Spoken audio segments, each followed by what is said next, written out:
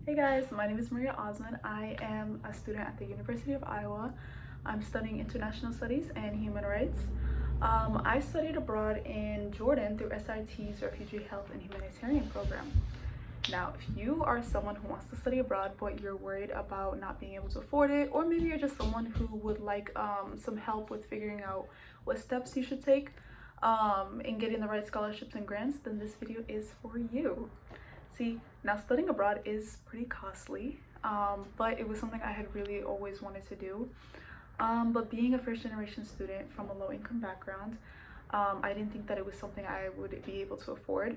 Now, if this does sound like you, or you're letting finances stand in your way, I really hope that this video will change your mind. And in the end, I was able to nearly fund my entire semester with scholarships and grants. Okay, so the first step is timing. It's really important to choose a program and region in the world. I used the University Study Abroad website. I really liked it because it essentially helped me filter out programs based off of my major. I was not sure where I was going to go in the world, what program I was going to study at all, so it was just really nice to have the options available based off of my major.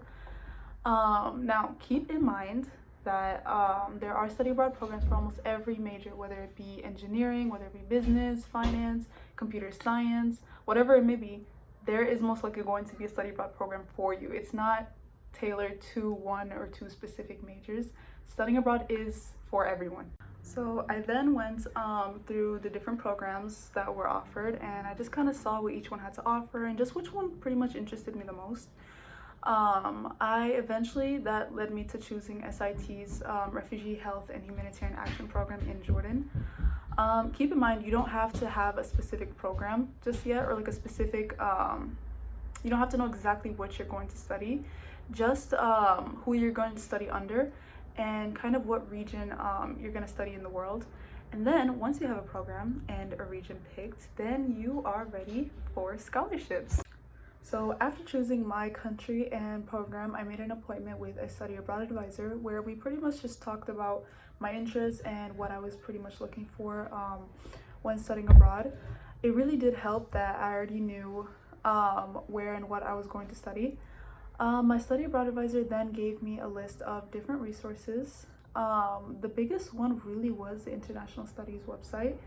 In it, it just had a really extensive list of all the scholarships available based off of region, based off of, I think it was merit, non-merit, need-based, languages, majors, and I just kind of went through each and every one, and I filtered them through making a list of all of the ones I was eligible for, and then sorting them out chronologically by the due dates, and then I was able to just start applying for those from there.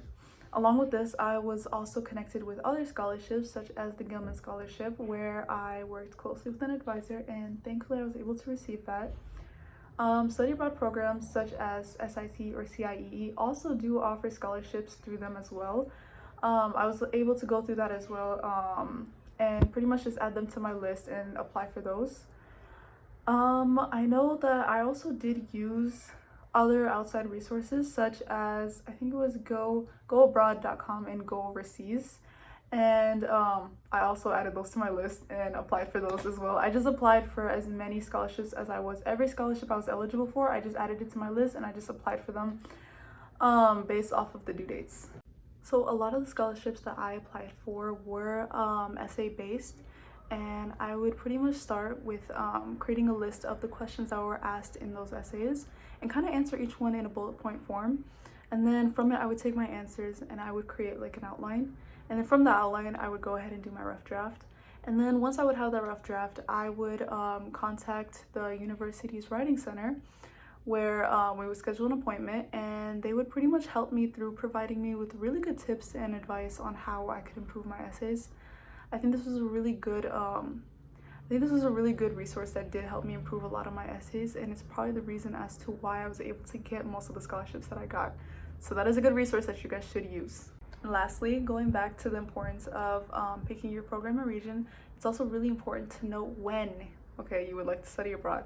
This is really important because it's tied into which scholarships you would be eligible for. Now, I studied abroad during the fall semester, so a lot of the deadlines for those scholarships were between January to March about. And it's really important to remember this when creating that list so that you don't miss any of the opportunities and have an adequate amount of time to meet those deadlines.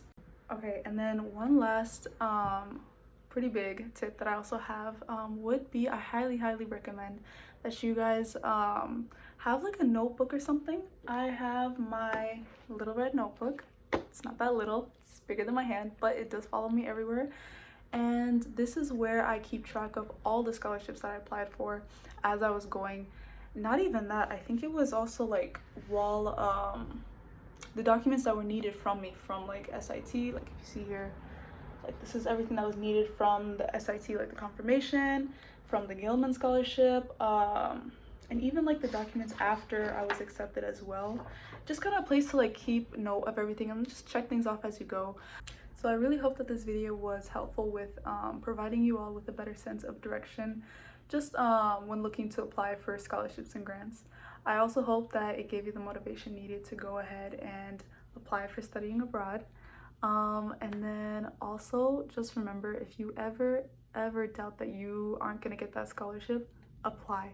The worst case scenario is that they're gonna just tell you a no and move on. But the best thing is that you're gonna get a yes, and now you're one step closer to studying abroad. So whenever you're in doubt, apply. Like, I truly cannot emphasize that enough.